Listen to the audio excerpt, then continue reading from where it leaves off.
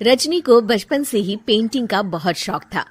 वो हमेशा से ही पेंटर बनना चाहती थी, पर उसके माँ और पिताजी ने उसको कभी भी इस चीज के लिए सपोर्ट नहीं किया और उसकी शादी नीरव से हो गई। नीरव रजनी को बहुत प्यार करता था, पर रजनी हमेशा चुपचाप ही रहती। वो इस शादी से खुश नहीं थी। वो ये शादी नहीं करना चाहती थी। उसे तो हमेशा से पेंटर जो बनना था। अपने इस सपने को वो नहीं पूरा कर पाई, इसलिए वो हमेशा उदास रहती थी। रजनी, बहुत ही बढ़िया फिल्म लगी है, कल देखने चले? नहीं जी, कल मुझे बहुत काम है, मैं नहीं जा पाऊंगी। अच्छा तो कोई बात नहीं, संडे को चलते हैं।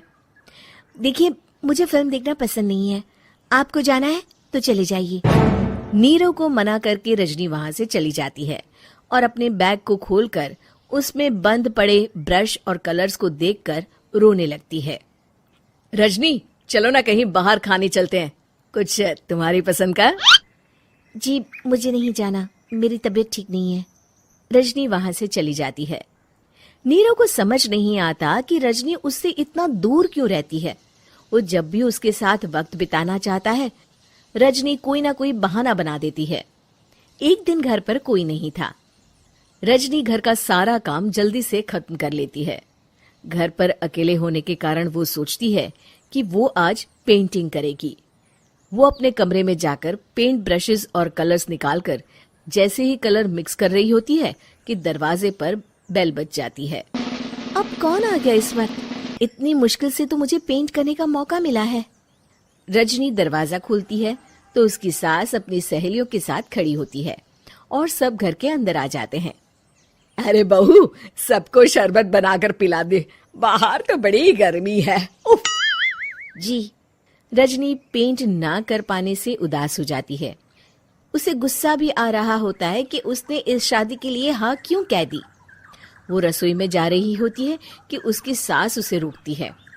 बहू, सबके खाने का भी इंतजाम कर लेना, आज का लंच तो ये सब यहीं करेगी। हाँ।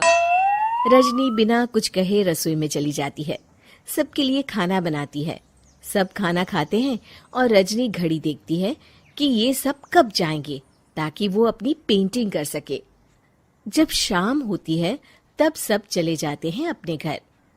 अरे बहू, सब तेरे खाने की तो बहुत तारीफ कर रहे थे, सबको बहुत अच्छा लगा खाना।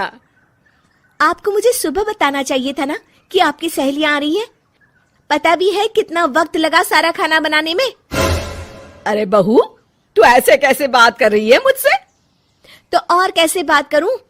मैं इस घर की कोई नौकरानी नहीं हूं कि इतना काम करूंगी। रजनी अपने कमरे में जाकर दरवाजा बंद कर लेती है।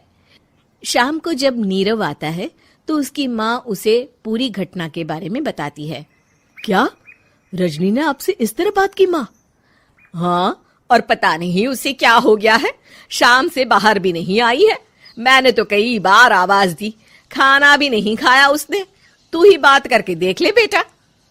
नीरव अपने कमरे का दरवाजा खटखटाता है। रजनी, दरवाजा खोलो, मैं हूं। रजनी दरवाजा खोलती है और फिर वापस जाकर अपने बिस्तर पर लेट जाती है। रजनी, माँ से बात करने का ये क्या तरीका है? मैंने कोई गलत बात नहीं की है। अरे तुम क्यों ऐसे बर्ताव कर रही हो सबके साथ? क्या तुम इस शादी से खुश नहीं हो? रजनी कुछ नहीं बोलती। अरे बताओ मुझे रजनी, क्या ये शादी तुम्हारी मर्जी के खिलाफ हुई है? हाँ, मैं ये शादी कभी नहीं करना चाहती थी। तुमसे क्या, मैं किसी से भी शादी नहीं करना चाहती थी।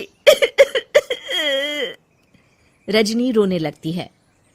चुप हो जाओ रजनी, बताओ मुझे, तुम क्यों नहीं करना चाहती थी शादी? रजनी बेड के नीचे से अपने पेंटिंग्स, कलर्स, ब्रश, पेपर्स निकालती है। इतने में उसकी सास भी कमरे में आ जाती है। ये देख रहे हो, ये थे मेरे सपने। मैं पेंटर बनना चाहती थी, पर माँ पापा ने कभी सपोर्ट नहीं किया और मेरी शादी करवा दी। मेरे सारे सपने टूट गए। हर वक्त बस गुस्सा आता रहता है मुझे। मैं जानती हूँ कि आप लोगों की इसमें कोई गलती नहीं है, पर मैं क्या करूं, मुझे समझ में नहीं आता।